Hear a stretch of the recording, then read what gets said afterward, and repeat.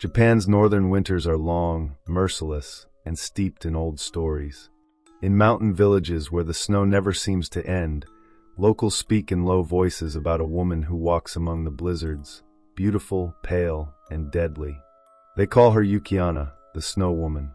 To outsiders, she is just folklore, a ghost tale told by firelight. But to those who live in the snow country, she is as real as the storms that bury their homes each winter. This is not just a story. It is a collection of accounts, gathered from villagers in Niigata Prefecture, Akita, and Nagano, places where snow piles up higher than rooftops. For generations, farmers, hunters, and travelers have whispered about the Snow Woman. Some believe she is the spirit of a woman who froze to death centuries ago. Others say she is the very embodiment of winter itself. But one thing unites the stories. Those who encounter her rarely live to tell about it. Yet some did live. And their testimonies, recorded over decades, paint a chilling picture that suggests the Yuki-Onna is not simply legend, but something far darker, lurking in Japan's frozen mountains. In the Japanese Alps, winters can trap entire villages under snow for months. In the old days, before electric heaters and plowed roads, families survived by huddling together in thatched houses, tending fires around the airori, the sunken hearth. The outside world disappeared beneath a white silence. Travel was dangerous. A wrong step into deep drifts or a sudden snowstorm could mean death. It is in this world that the Yuki-Onna appears. She is always described as impossibly beautiful, tall, slender, with skin whiter than snow and long black hair that blends with the night. Her kimono is pure white, sometimes mistaken for the snow itself. Her eyes are cold, sometimes glowing faintly, sometimes as dark as the frozen forest. She does not leave footprints, even when the snow is fresh. Villagers claim she appears to travelers during storms, often asking them for warmth, shelter, or directions. If they refuse, or if she simply chooses, she exhales a breath colder than death itself, freezing them where they stand. Some stories say she drifts into homes, slipping past locked doors and windows to stand over sleeping families. If they wake, they see her gazing at them with sorrowful eyes before vanishing like mist. Sometimes children disappear after such nights, leaving only the trace of a woman's long hair in the snow outside. The oldest written record of Yuki-Onna dates back to the 1600s, when a monk traveling through Echigo province, modern Niigata, wrote of a white woman who appeared in the storm and asked for prayers, but when the monk recited sutras, she vanished. But the oral tales are more chilling. In one Niigata village, elders tell of a man named Ichiro who went missing one winter in the 1800s. His brother claimed he had seen a beautiful woman approach them during a storm. She smiled, touched Ichiro's face, and he collapsed lifeless into the snow. The brother ran home, but when he told others, no one believed him. Weeks later, hunters found Ichiro's frozen body deep in the forest, sitting upright as if peacefully asleep. No tracks led to or from the body. In Akita, farmers tell of women who went outside to fetch water during snowstorms and never returned. Their bodies would sometimes be found days later, faces serene, eyes wide open as though looking at someone who wasn't there. One woman's husband swore he saw a pale figure standing in the storm just before his wife vanished. She was beautiful, but her eyes were like glass, he told the village headman. And when she breathed, the air turned to white ice. The most chilling account, however, comes from Nagano Prefecture, 1938, in a small mountain settlement outside Matsumoto. This story was passed down through 2 generations before finally being written down in the 1970s by a local schoolteacher collecting folklore. It is widely regarded in the area as the true encounter with Yuki-Onna. The village had been cut off by snowstorms for nearly 2 weeks. Supplies were low, and men took turns traveling to a nearby town for essentials. Among them was a young man named Shigeru, newly married and known for his kindness. He volunteered to make the trek with his older friend Haru, a woodcutter. The two set out at dawn, the snow falling in heavy, muffled sheets. By midday, the storm had grown violent, and they sought shelter in an abandoned charcoal burner's hut in the forest.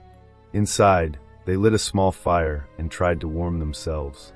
As the wind screamed outside, Haru began to doze.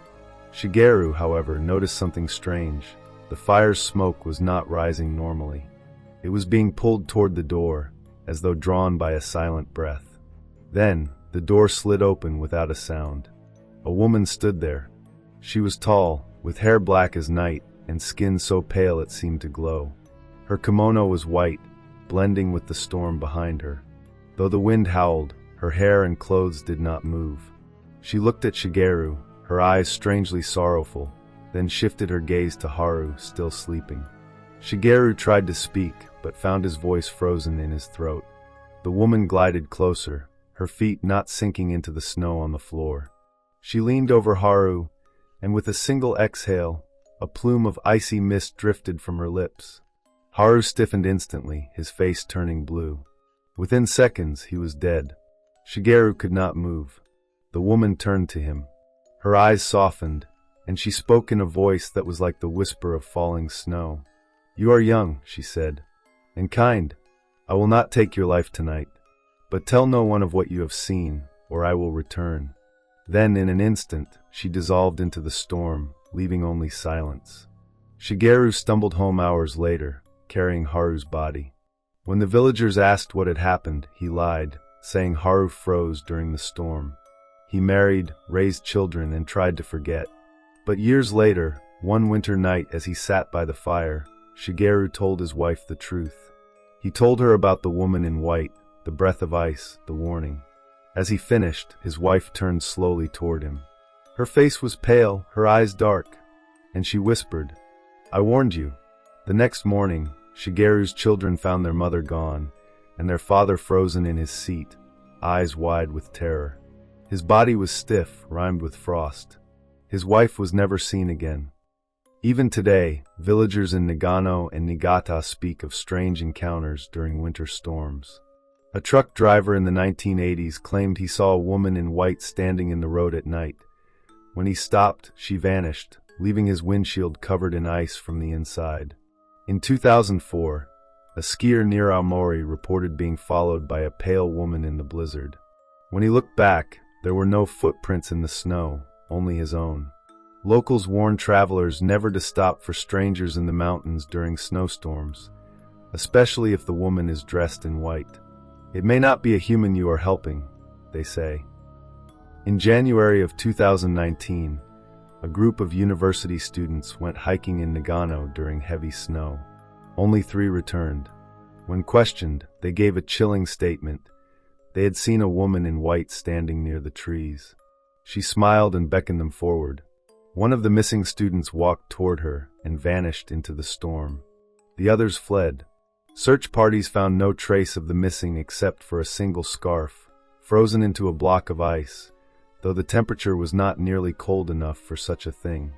Police dismissed the story, blaming hypothermia, panic, and poor visibility. But the locals knew better. They shook their heads and muttered the same words. The snow woman has taken another. For outsiders, Yuki-Onna remains a ghost story, a folktale told in books and movies.